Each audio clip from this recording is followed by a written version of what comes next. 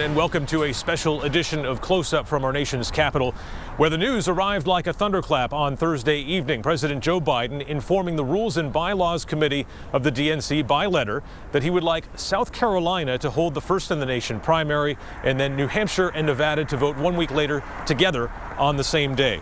We were there to get reaction from top Granite State Democrats who say New Hampshire will still vote first. Senator Soucy, what was your reaction to hearing the president's plan for the early voting states? Well, I'm profoundly disappointed. You know, this plan just saw the light of day yesterday. A committee's been working for 2 years, and you know, New Hampshire is more than a place where a primary is a tradition. It's our culture. We actually started the idea of having a primary. We founded it, we've nurtured it for years, and we've increased our participation in this amazing process. I think that's being ignored here, and it's very unfortunate. Obviously, the president is the leader of your party, but has he put you guys, New Hampshire Democrats, in a bit of a pickle here? Well, I mean, he really hasn't put us in a pickle. I think he's put the whole country changing this calendar the way he has in a pickle. New Hampshire is going to abide by the law. Our law is very clear. We are going to hold the first primary contest, and the candidates are going to come and participate, and you know, it's going to be a little different, but I think much the same because of our strong history in running primaries. Expanding on that, do you think anything changes, or maybe this just amplifies more attention on New Hampshire because people are going to want to see who's coming and who's not coming? Well, I think it amplifies a lot more attention on New Hampshire. New Hampshire is a place where candidates who don't necessarily have the ability to raise a lot of money or haven't yet can come and meet people in coffee shops, in their living rooms, at their transfer station, and can ignite a spark that then gives them a bounce to lead in other states. It's where candidates come oftentimes to get recognized, to, you know, really catapult themselves to the national stage. And I think candidates will still see that opportunity in New Hampshire because of its small nature. What this plan does is blows up the level playing field that we've been able to provide for nearly 100 years for all candidates to come, get a fair hearing, get to talk to voters, and really get vetted. And now this looks like a plan that was put together by some DC power brokers that allows, you know, smoke, it brings back politics, the smoke-filled rooms, and takes it away from the actual voters. So that's why we're going to stand by our law. New Hampshire's going to have the first in the nation primary, and we'll continue because the voters' voice is too important to just cast away. Is there any sense of what went wrong in trying to convince the president and the White House of New Hampshire's value? Well, I think that we certainly articulated our issues, and you know, their argument back will be, well, you know, you're second after Iowa now, and you'll continue to be second. But that's not exactly how we see it, and so we will jump ahead and be the first in the nation primary. What could be the consequences of invoking the state law vis-a-vis the party? Well, you know, they can come up with any number of things that we're prepared to deal with.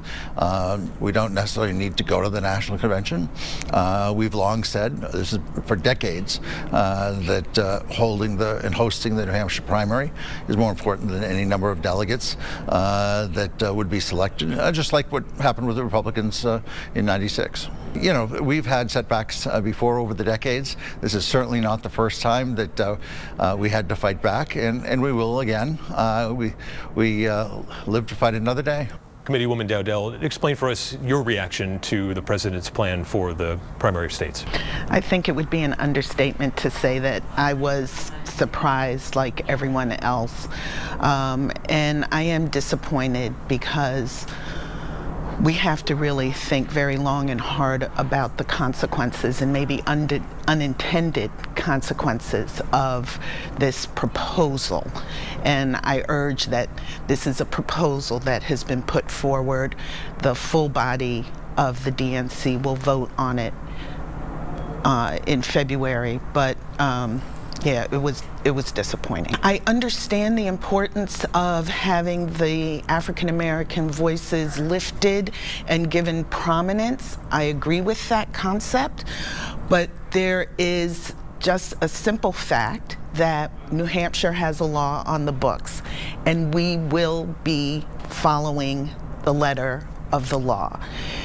What we have done in the state with regards to our own outreach to minority populations and underserved communities has been nothing short of miraculous, and we can just simply look at what our delegations look like, the composition of our delegations, not only our federal delegation, but in the state house as well. And to think that we have an African American woman that's running for Secretary of State, I mean, these are historic advances that we have made in the state and that we will continue to make. And this proposal puts her in a pretty difficult spot right now, doesn't it? Yes, I think so. Like so many people, I'm extremely disappointed that it seems that this committee has worked on this issue for 2 years. Last night is the first time anyone has seen a plan from the White House. And it just feels like this plan, they didn't work it through the system. How do you think it will go if New Hampshire does have to finally invoke that state law? So I don't know, because certainly the Democratic Party does not want to be the party that says that we're going to recognize 47 or 48 states in our nominating process and leave 2 out of it. So I think there's some real soul searching that needs to be done in the coming 2 months before this is finalized, to recognize that we want all 50 states to be participating. New Hampshire certainly wants diversity to be a significant issue. But, there are laws, and the laws aren't going to change, laws like New Hampshire. So we need to make a system that fits with, the processes that are in place in numerous states, including New Hampshire. Do you think ultimately that candidates will be scared away from campaigning in New Hampshire because of what might happen? I think there's probably a chance that some are going to say, there's my opportunity. If the President Biden, isn't going to compete in New Hampshire, they can own the primary for themselves and jumpstart a campaign.